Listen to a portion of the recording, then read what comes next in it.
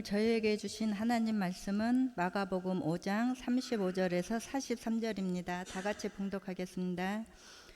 아직 예수께서 말씀하실 때에 해당장의 집에서 사람들이 와서 해당장에게 이르시되 당신의 딸이 죽었나이다. 어찌하여 선생을 더 괴롭게 하나이까?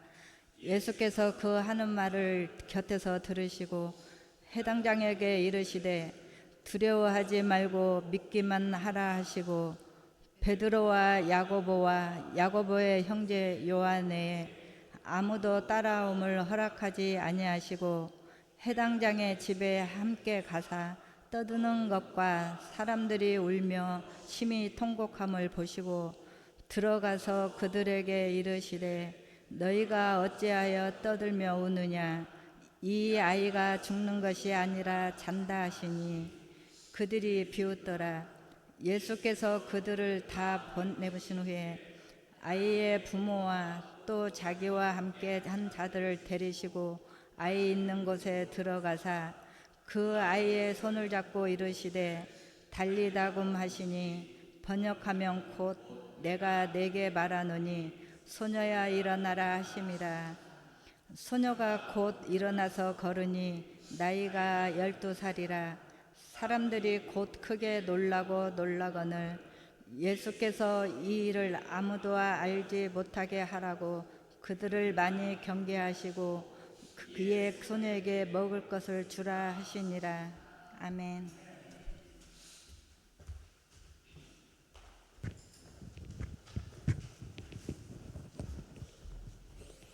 할렐루야. 예, 오늘도 말씀 듣기 전에 우리 서로 인사 나누고 말씀 듣겠습니다. 엄지손가락 들고요. 오직 예수, 줄여서 오, 예. 인사하시죠.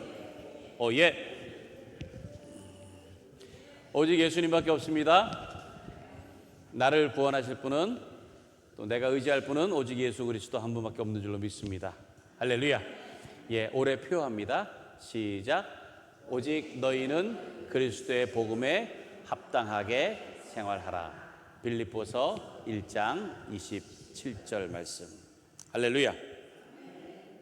지난주에 저희가 일일 수양회 다녀왔잖아요. 근데 그 수양회에서 그 그룹 모임을 했습니다. 그룹 모임을 했는데 그때 뭘 했는가 하면은 예수님을 만나는 순간이었어요. 그러니까 우리가 이제 장차 가서 예수님 이제 딱 만날 거 아니에요. 예수님을 만났을 때 예수님께서 뭐라고 하실까? 과연 뭐라고 하실까? 뭐 그러면서 또 내가 듣고 싶은 그런 말도 있을 거 아니에요. 예수님 만났을 때. 그것하고 그 다음에 나는 그럼 예수님에게 어떤 말을 할까? 요것에 대해서 같이 좀 이렇게 생각을 해보고 그래서 서로 이제 나누려고 이제 했습니다. 근데 시작하고서 뭐 얼마 되지도 않는데 벌써 몇 분들이 막 울기 시작하는 거예요. 그래서 아니 저분들은 뭐 무슨 죄를 그렇게 많이 진짜 회개할 게 없나 뭐 이런 생각이 들 만큼 그런 생각이 들 만큼 뭐 그냥 막 여기저기서 막 그냥 이렇게 울면서 그러니까 모르겠어요. 예수님을 만나는 순간을 상상하다 보니까 감정이 좀 많이 이렇게 북받친 것이 아닌가 뭐 그런 생각이 들었습니다. 그래서 제가 그때 이제 적은 글들을 좀 이렇게 달라고 해서 제가 받아가지고요. 제가 몇 개만 여러분들에게 소개를 좀 하도록 하겠습니다. 먼저 예수님께서 하실 것 같은 말, 딱 만나는 순간 예수님께서 그리고 내가 뭐 듣고 싶은 것도 있겠죠. 예수님께서 이렇게 말씀하실 것 같다. 뭐가 있는가 하면 뭐 이건 한두 분이 아니고 대부분이 그랬어요. 수고했다. 뭐 많이 힘들었지. 그런 얘기예요. 또 어떤 분은 잘 모르겠습니다. 이렇게 썼더라고요. 이런 글들이 있어요. 온갖 시련에도 정신 못 차렸는데 그래도 너를 믿었다. 이렇게 말씀하실 것 같아요. 또 이제 좀 알겠니? 이해하니? 네가 태어날 때부터 꼭 쭉 함께 했단다. 그리고 끝까지 매달리고 찾아줘서 고맙다. 또요. 오래전부터 어머니를 통해 그렇게 전했거늘 왜 그렇게 내 맘대로만 살았니? 그러실 것 같다는 거예요. 그리고 딸아, 내 삶 속에서 늘 함께 있었는데 너는 만족했니?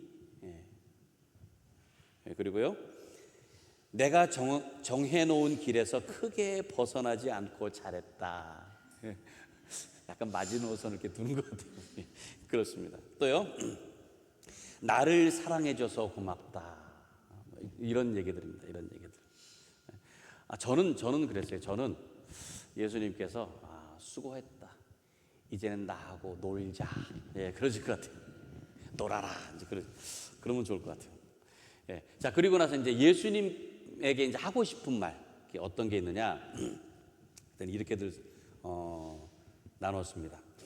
어려움이 있을 때마다 따뜻하게 어깨를 어루만지시고 품어주셔서 힘을 얻어 일어났습니다. 그렇게 얘기한대요. 또요, 주님, 그 많은 시련을 왜 나만 주십니까? 그 덕분에 주님이 살아계심을 알게 됐습니다. 그렇게 얘기하실 때요. 그리고요, 하나님의 뜻을 잘 몰라 조금 원망하고 외면했지만 그래도 만난 사람들, 하는 일들 하나님을 위해 살았어요. 예, 그렇게 한답니다. 그리고요, 저 많이 힘들었어요. 저를 만나 주셔서 감사합니다. 예, 또 어떤 분은요, 지금까지 내가 극복할 수 있을 만큼의 시련만 주셔서 감사합니다. 예, 또 부끄러운 모습이지만 주님을 만나게 하신 것 감사해요. 예, 마지막으로 하나만 더 소개할게요. 정말 힘들고 외롭고 그만 살고 싶을 때마다 늘 곁에 계셔서 감사하고 사랑해요. 예, 그렇습니다. 예. 눈물이 날만한가요? 우리가 하나님 나라에 가서 예수님을 이제 만날 거 아니에요.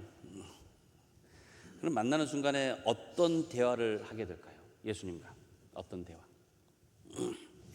내가 지금까지 태어나서 지금까지 살아온 그런 삶, 그 삶을 이렇게 모아가지고 예수님과 함께 대화를 나누겠죠. 예. 예수님이 어떤 모습으로 살게 될지는 모르지만은 예수님을 만나서 정말 기쁘고 정말 감사한 대화를 나누는 여러분들 되시길 바랍니다. 꼭 그래야 돼요. 꼭. 자, 오늘 이 가라사대 말씀은 예수님이 가라사대 두려워하지 말고 믿기만 하라 이 말씀이에요. 두려워하지 말고 믿기만 하라. 자, 본문 먼저 볼까요? 35절, 36절. 아직 예수께서 말씀하실 때에 회당장의 집에서 사람들이 와서 회당장에게 이르되 당신의 딸이 죽었나이다. 어찌하여 선생을 더 괴롭게 하나이까? 예수께서 그 하는 말을 곁에서 들으시고 회당장에게 이르시되 두려워하지 말고 믿기만 하라 하시고. 두려워하지 말고 믿기만 하라. 사실 이 말씀이 쉽진 않아요. 예? 우리는 항상 두려움이라고 하는 것을 갖고 삽니다. 두려움. 그러니까 믿음보다도요 더 앞서는 경우가 많아요. 예. 믿음을 내가 갖고 있고 믿음을 내가 보여야 되겠다 하면서도 항상 두려움이라는 게 먼저 있어요. 왜 그럴까요? 우리 인간은 두려움이라는 것을 기본적으로 가지고 태어납니다. 예, 태어날 때부터 본성이에요. 본성. 그래서 항상 편하지가 않습니다. 항상. 그 아담과 하와가 처음에 하나님 앞에 범죄를 했습니다. 그리고는 어떻게 했죠? 그들이 숨었어요. 그래서 하나님께서 찾았잖아요. 내가 어디 있느냐? 아담을 찾았어요. 그랬더니 아담이 뭐라고 했느냐? 내가 두려워하여 숨었나이다. 두려움 그때부터 있었어요. 두려워하여 숨었나이다. 그러니까 인간은 이 두려움이라고 하는 것이 어찌 보면 가장 기본적인 감정이에요. 처음부터.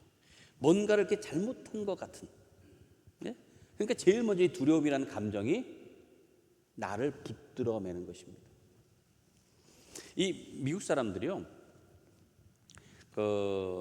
보통 이제 이름만 부르잖아요. 이제 좀 친한 사이에는 이름만 부르잖아요.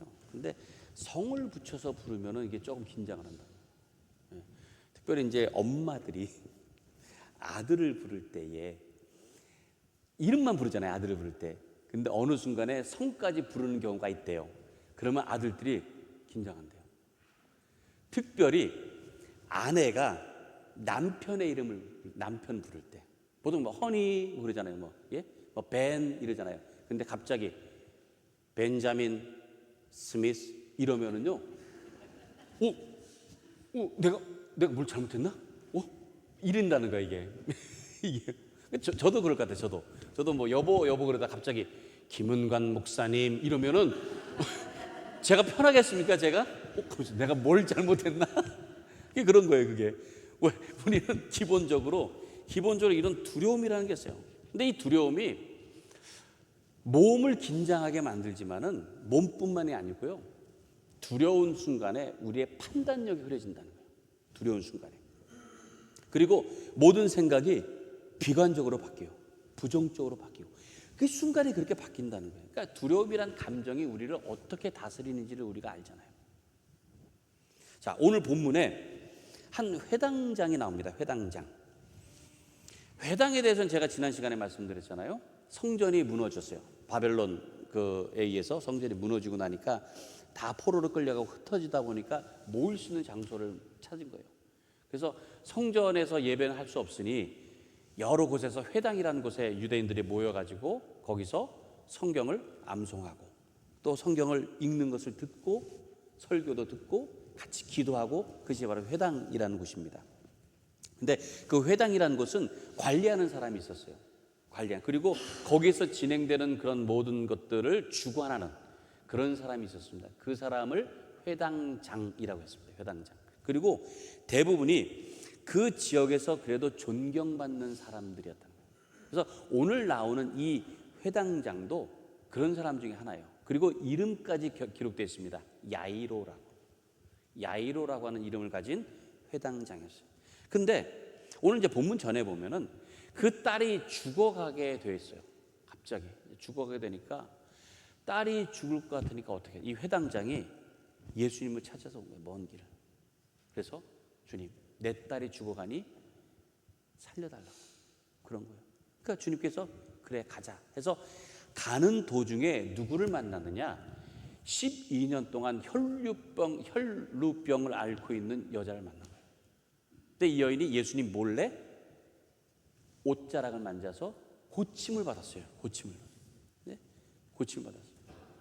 근데 고침을 받고 나자 그때 회당장 집에 있는 사람들이 와가지고 이 얘기를 하는 거예요. 당신의 딸이 죽었다 이제. 죽었으니 더 이상 주님을 귀찮게 하지 말라는 거예요. 더 이상. 그 얘기를 하는 겁니다. 근데 그때 예수님께서 두려워하지 말라고 하시는 거예요. 두려워하지 말라. 여기서 이 두려워하다라는 단어, 이 헬라어로 포베오라고 하는데요. 이 단어가 그 혈루증을 앓던 여인이 느꼈던 거기에도 그 글에도 나옵니다. 고침을 받고 나니까 자기는 조용히 그냥 떠나려고 했는데 예수님께서 누군가가 내 옷을 만졌다 그랬어요. 누구냐? 그랬을 때 그 여인이 두려워했다 그랬어요.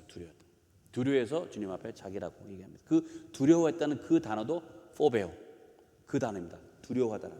이 두려움이라고 하는 포베오, 여기에서 이 영어 포비아, 두려움증, 공포증, 그 포비아라고 하는 그 단어가 나왔습니다. 그러니까 성경에는 그 포베오라고 하는 단어가 참 많이 나와요. 두려워하는 것들이 참 많습니다.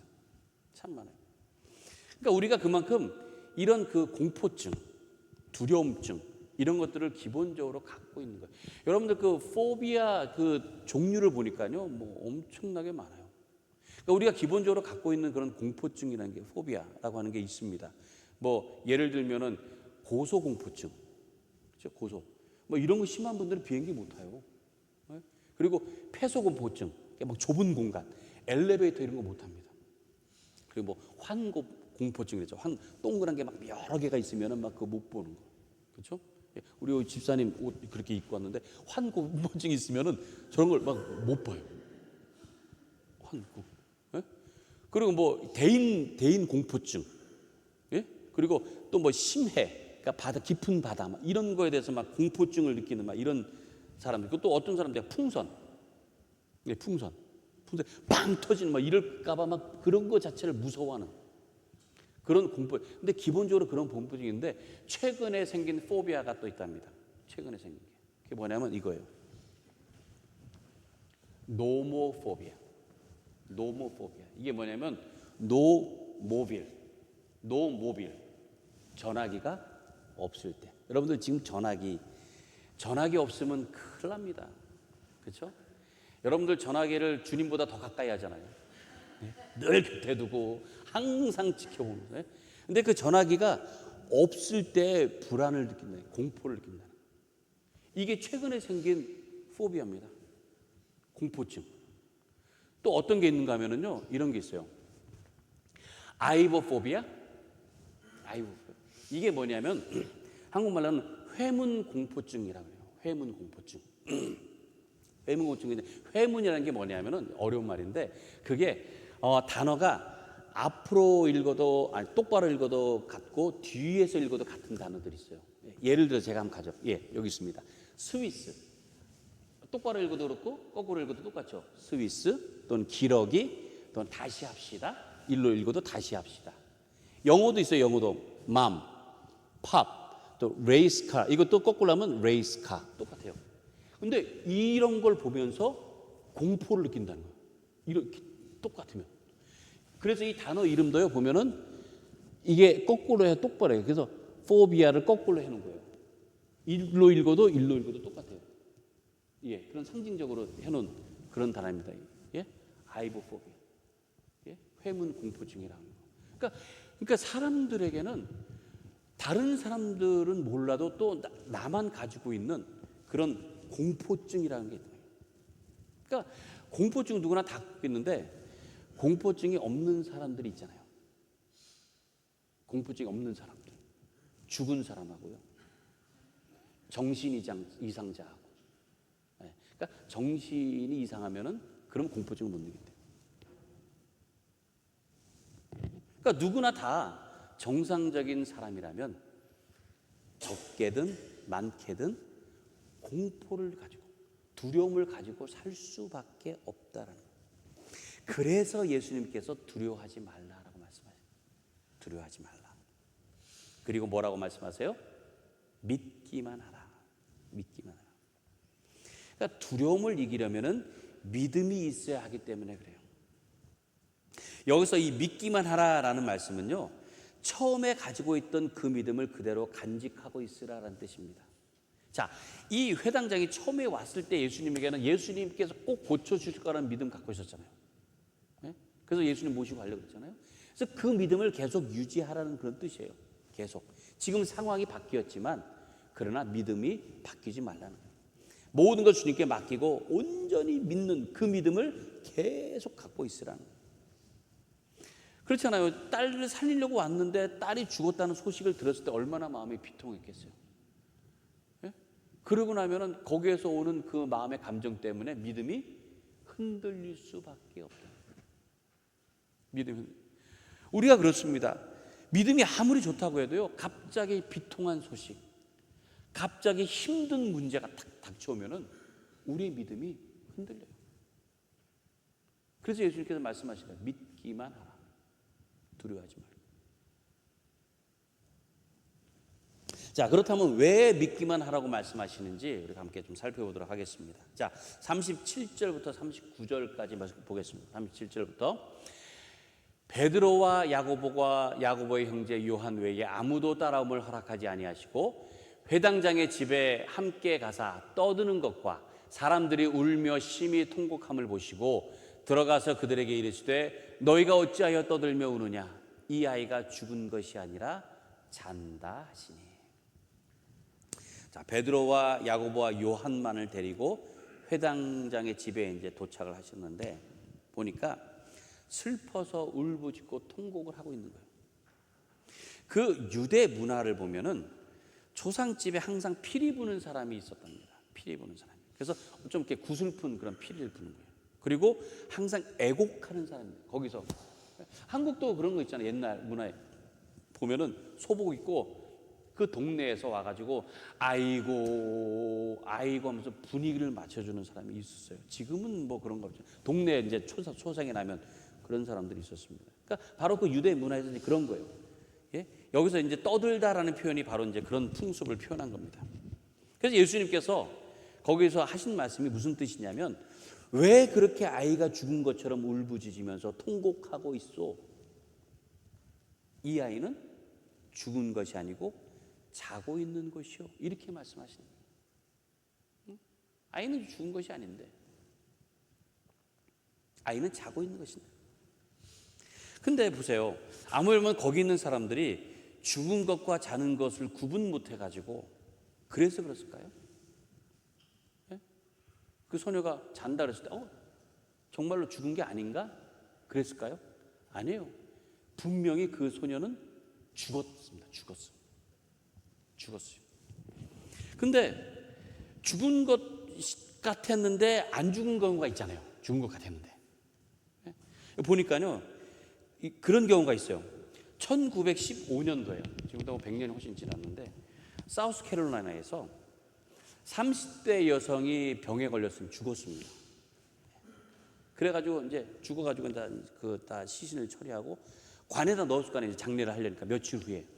그래서 관에다 이제 넣었는데 관에다 넣고서는 이제 땅 파고서는 장례식을 쭉 하는데 그 여동생이 늦게 온 거예요. 늦게. 이제 뭐 멀리 오다 보니까. 그러니까 언니 얼굴 한번 그래도 보고 싶다고. 언니 얼굴 한번 보고 싶다고. 그래서 관을 한번 딱 열었더니 언니가 살아있는 거예요. 언니가 살아있는 거예요. 그래가지고 놀래가지고 거기 있는 사람들이 그 파놓은 데 떨어져가지고 죽을 뻔했다고 뭐 그러더라고요. 기사. 예, 막 그 실제로 얼마나 놀랐는지. 예, 그래서 어쨌든 그 살아난 그런 경우도 있답니다. 최근에는요, 2023년도에요. 한 3년 전에 에콰도르의 한 그 70대 여성이에요. 70대 여성 사망을 했습니다. 뭐 호흡도 없고 심장 다 멈췄어요. 딱 사망 그 선고가 딱 내려진 거예요.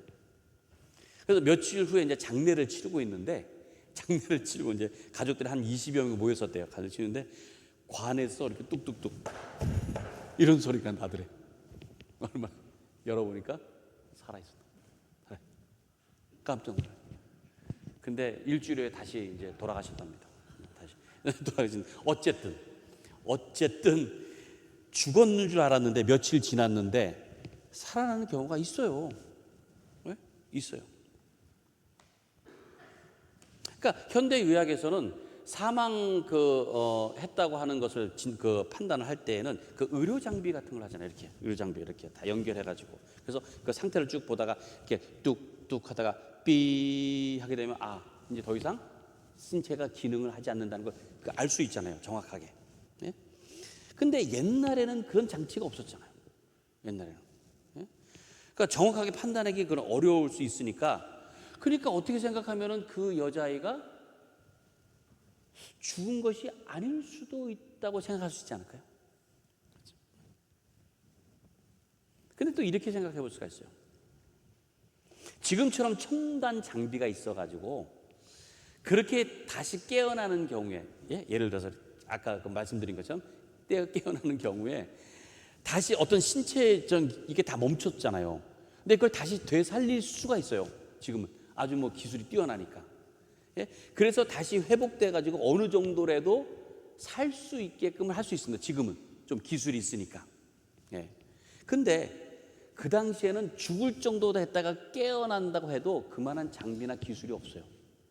그러니 그 정도 상태면 그거는 그냥 죽은 거예요. 그냥 죽은 거예요. 여러분들 한 7, 80년 전만 해도요. 대한민국에 결핵에 걸리면 다 죽었습니다. 거의. 결핵.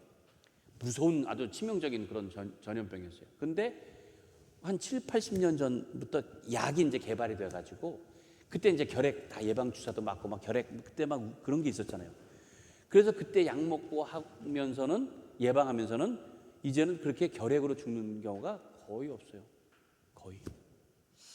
그러니까 그만큼 현대 의학이라고 하는 것이 그렇게 발달이 됐습니다. 근데 예수님 당시에는 의사가 물론 있어요. 의사가 그것을 판단을 딱 했을 때 죽었다 하면요 거의 죽었어요. 그때 당시에 그렇게 깨어나는 경우가 없었습니다. 근데 누가복음에도 보면은 누가가 의사잖아요. 의사가 표현하기를 그 소녀는 완전히 죽은 거예요. 완전히 죽었어요. 그러니까 이 소녀는 뭐 잠깐 뭐 이렇게 뭐 가사 상태로 죽은 게 아니고 완전히 죽은 그런 상태였어요. 더 이상 깨어나서 살아날 수가 없는 그런 경우. 그러니까 그런 것을 알고 있으니까 예수님께서 말씀하신 거예요. 그런데 예수님께서 뭐라고 하셨어요? 죽은 것이 아니고 잔다라고 합니다. 잔다. 근데 이 잔다라고 하는 표현은 성경에도 여러 군데 있습니다. 그러니까 우리 크리스찬들은 그 잔다는 의미가 뭔지 알아요. 그렇죠? 스데반을 통해서도 알고. 예? 근데 거기 있는 사람들은 그 말을 잘 모르니까 어떻게 했어요? 그 말을 듣고 비웃었습니다. 자, 40절부터 40절 41절. 그들이 비웃더라. 예수께서 그들을 다 내보내신 후에 아이의 부모와 또 자기와 함께한 자들을 데리시고 아이 있는 곳으로 들어가사 그 아이의 손을 잡고 이르시되 달리다굼 하시니 번역하면 곧 내가 네게 말하노니 소녀야 일어나라 하십니다. 예수님께서 잔다고 하니까는 비웃었습니다. 그래서 그 사람들을 다 내보낸 다음에 그 다음에 죽은 아이의 손을 잡고 달리다굼. 무슨 뜻이에요? 소녀야 일어나라. 이 말은 그 당시에 보통 부모들이 아이를 깨울 때 아침에 달리다굼 일어나라고 하는 그런 말이에요. 통상적인. 그러니까 예수님께서 하신 말씀이 마치 정말 잠자고 있는 아이를 깨우는 것처럼 얘야 일어나 한 거예요. 얘야 일어나. 그렇게 말씀하시는 겁니다. 근데 여러분들 우리가 알잖아요. 죽는 것하고 자는 것하고는 분명히 다릅니다. 분명히 다릅니다. 자는 것은 다시 깨어나지만은 죽는 것은 다시 깨어날 수가 없어요. 근데 예수님의 부활로 인해서 이제 우리는 죽음을 이기고, 왜? 주님께서 죽음을 이기셨습니다. 이기시고 다시 깨어나셨어요. 그래서 우리도 죽음을 이기고 다시 깨어난다고 하는 것을 우리는 알아요. 그리고 믿어요. 우리는. 물론 이 땅에서 깨어나는 것은 아니에요. 천국에서 깨어납니다. 이 땅에서 뭐 깨어나는 것은 다시 죽을 수밖에 없어요. 이 소녀도 그렇고 뭐 다 결국은 다 다시 죽었습니다. 왜냐하면 우리의 육신이라는 것은 한계가 있기 때문에 그래요. 한계가. 그러니까 우리가 다시 살아난다. 이것은 분명 예수님의 부활을 의미합니다. 영혼이 살아나는 거예요. 영혼이. 지금의 이 육신과는 다른 모습이에요. 다른 모습. 마치 천사의 모습 같다 그랬어요. 천사의 모습. 네, 천사의 모습. 여러분들이 죽은 후에 여러분들의 지금의 이 모습, 이 몸 그대로, 이 상태 그대로 천국에서 부활하는 게 좋으세요?